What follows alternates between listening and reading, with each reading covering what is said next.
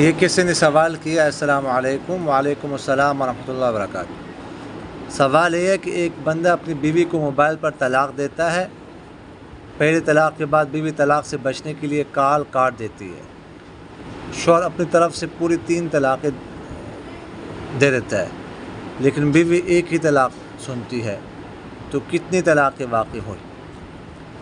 دیکھیے گا، طلاق میں یہ شرط نہیں کہ بیوی سنے، بیوی سنے یا نہ سنے، بس شوہر نے کہہ دیا اپنے ہوش و حواس میں، مقام ہوش و حواس، تو طلاق ہو جاتی ہے۔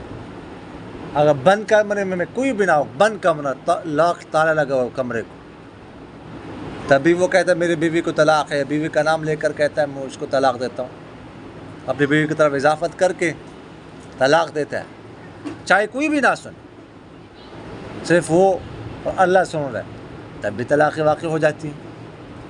تو اگر بیوی نے کال کاٹ دی، ایک آدھ طلاق شوہر نے دے دی، اس کے بعد جب اسے پتہ چلا کہ شوہر تو مجھے طلاق دے رہا ہے، اس نے کال کاٹ دی، ایک سنی یا باقی نہیں سنے، لیکن شوہر کہتا رہا اس کے بعد طلاق طلاق، تو یہ طلاق ہے طلاق ہے، تو جو ہے نا وہ طلاق واقع ہو گئی، اگرچہ بیوی نے نہیں سنی۔